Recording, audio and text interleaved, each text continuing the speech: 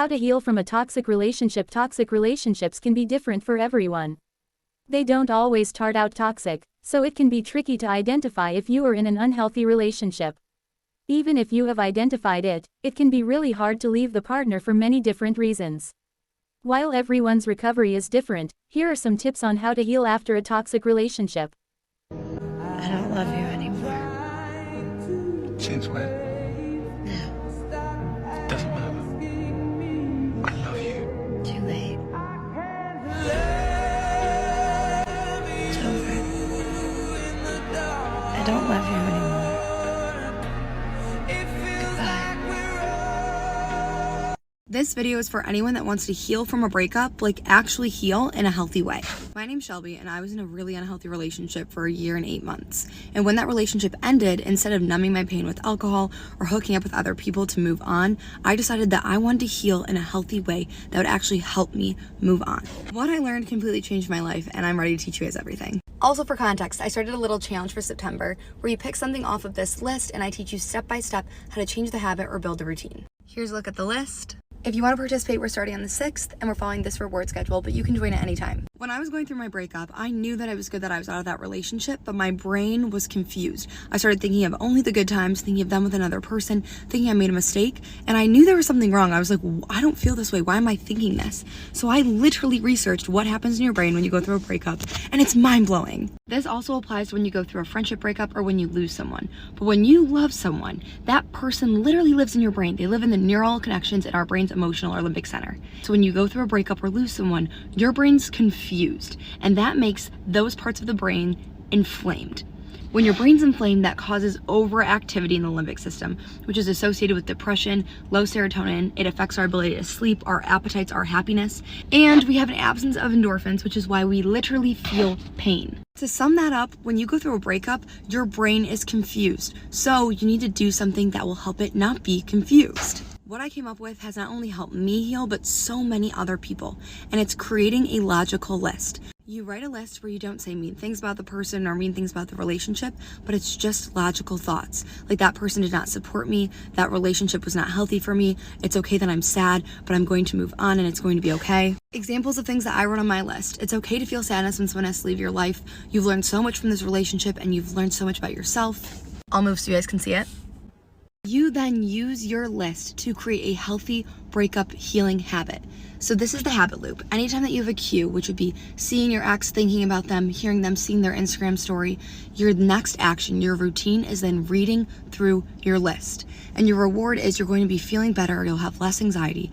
Anytime that you see, hear, or think about them, you read that list and create that as the habit. You get to choose your thoughts and you get to help your brain make sense of what's going on. Another habit I love teaching when it comes to breakups. If you're used to texting that person in the morning or the night, your brain's confused. So instead of not texting anyone, text a best friend or a family member. So the cue when you have that feeling, routine, texting a friend or family member, reward, you're replacing that habit and building other relationships. I'm gonna post my entire breakup list on my Instagram story highlight, Savage September. Follow along because this entire month I'll be vlogging my day, healthy habits and routines. And if you want to heal, move on in a healthy way, I have your back. I love you and I support you. Something that I don't see many people speak about around the topic of leaving a toxic relationship or a toxic person. Hi, by the way, if you're new here, my name is Paige. I'm a relationship and life coach here on TikTok. Please do follow me if you want to stick around. Okay, when you leave a toxic relationship, it can feel a whole range of emotions. It can definitely feel euphoric and can feel like a relief, but it can also feel super, super scary and like you've completely left your comfort zone, even if that comfort zone wasn't healthy for you, because it's what you know, it's what you've gotten used to. But actually, something that a lot of clients come to me for, and something that I don't see spoken about a lot, is unlearning your own toxic habits that you formed to survive in this toxic relationship. This could look like constantly dismissing your own feelings, constantly never feeling like you can express how you feel. This could mean constantly needing to know where this person is or what they're doing because you don't trust them at all. This could mean constantly feeling the need to be in control of all situations because when things get out of control, they get out of hand. This could mean completely gaslighting yourself and never listening to yourself because this person constantly discredits that or has discredited that. And when I say these are toxic patterns you have formed, I don't mean that's because you're a toxic person. What it is when we're in toxic relationships, we form very unhealthy patterns to survive in this relationship, like the ones I've just mentioned. And actually, it can be really hard to rewire the brain out of those patterns, whether it's for the relationship for yourself or whether it's if and when you meet somebody else. It's very easy to fall back into that cycle because it's a cycle you've known for such a long time with this person and you've needed those survival techniques. And it's about unlearning them and turning them into healthy survival techniques rather than unhealthy survival. And this is something I help so many of my clients with. We unpack this relationship, we unlearn a lot of these behaviours and help you feel more relaxed so that you don't feel like you need these. 3 things you need to do to heal from a narcissistic relationship. Step 1 is you gotta hack your nervous system. Narcissistic relationships have you constantly walking on eggshells. You're always anticipating what mood they're gonna be, what version of them you're gonna get, and this means you're always in a state of anxiety, worry, and stress. Hacking your nervous system allows you to enter rest and digest. Emotional regulation is the way you do this. Step 2 is actually healing. Healing doesn't mean you return to who you once were, because the person you were before is what got you into this mess, right? Healing means you become a new and improved version of yourself. You feel confident in who you are, you know how to set boundaries without the guilt, and you're compassionate towards yourself.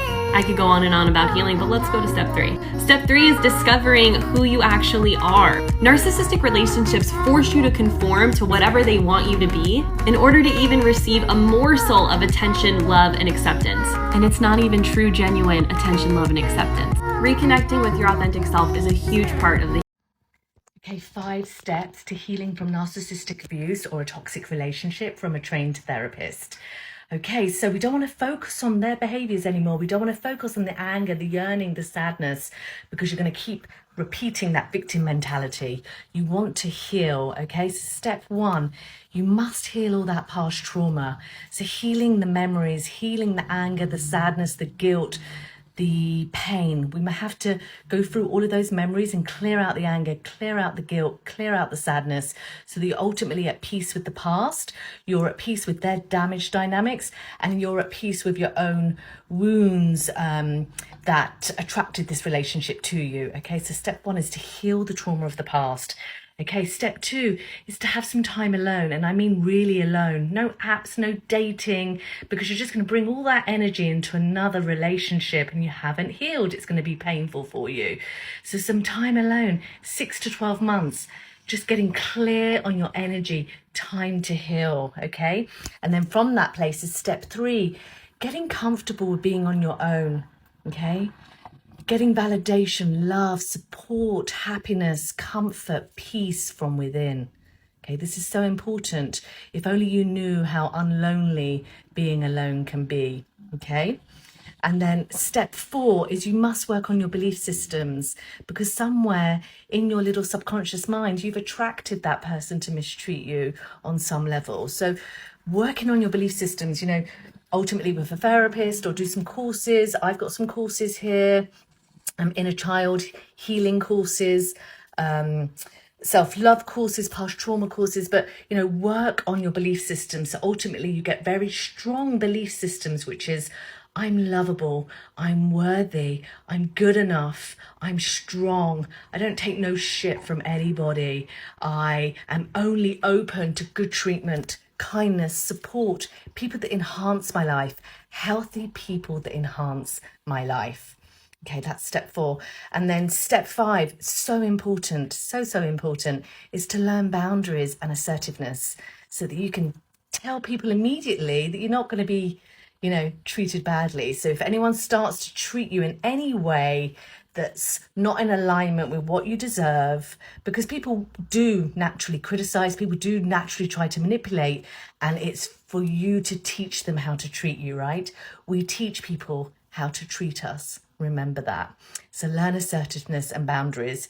Okay, email me if you want any of my self-study therapy courses or you would like a session. Okay, hope this has helped you guys. Take care now. Bye-bye. Straight up with you, this is probably one of the most important questions you and your partner could possibly dedicate time and energy to working on together. Years ago, I made a video where I explained how sometimes in relationships that are really healthy with intimacy and great communication, there are still times when you feel very, very, very triggered. You feel old wounds resurfacing, and it can be really hard. And a lot of people take this to mean that they're not ready for a relationship, and some people take it to mean that maybe it's not as healthy as they thought it was. But oftentimes, it really just means that they finally, for the first time in their life, feel safe enough for all of those wounds to come up and resurface. Finally have a healthy relational container to work on those things with. The impact and severity of those triggers and trauma responses seems a lot more exaggerated because they're not only just affecting you now, they're also impacting someone that you really care about. And while that's happening for you, it likely also is happening for your partner towards you. What do you do, right? Like if in healthy relationships, there is a degree of inevitability that comes with both of you being triggered at the same time and trying to heal through trauma at the same time. How do you both individually and collaboratively work on it? Here are 2 conversations that you and your partner need to have if you haven't already. Not already, you and your partner should absolutely sit down together and have a discussion about the following things: family dynamics, what communication styles were like in each of your families, how the dynamics impacted your identities and your own responsibilities, how any limiting beliefs or insecurities were solidified or created through past relationships, reflecting on how the combination of all of those things shows up in your day-to-day behavior. Likewise, if there are particular needs that you have that have been born from trauma, y'all need to sit down and have an adult, mature, open, vulnerable, authentic conversation about it. Not necessarily because it's your partner's job to meet all of them, but because it is 1000%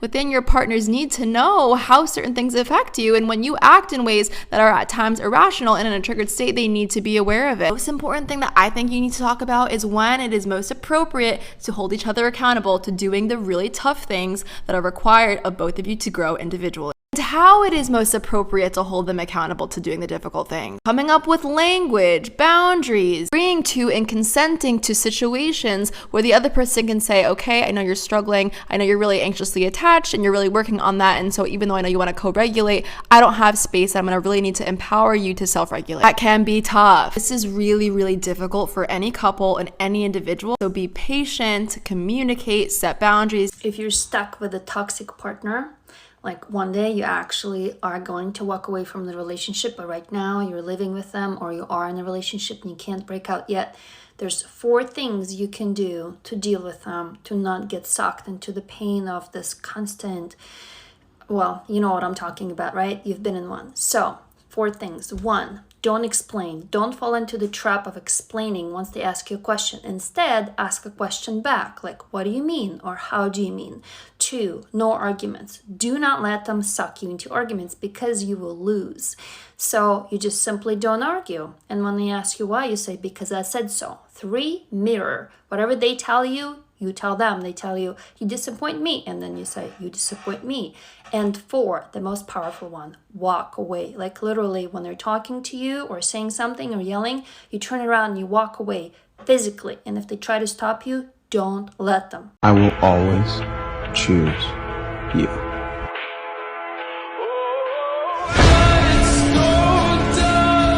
Lately, wish you could trade eyes with me. There's complexities in complexion, but your skin is glow like diamonds. Dig me like the earth, you be giving birth to everything alive, baby, know your worth. I love everything about you, from your nappy curls to every single curve, your body natural. Same skin that was broken, be the same skin taking over. Most things out of focus view, but when you're in the room, they notice you.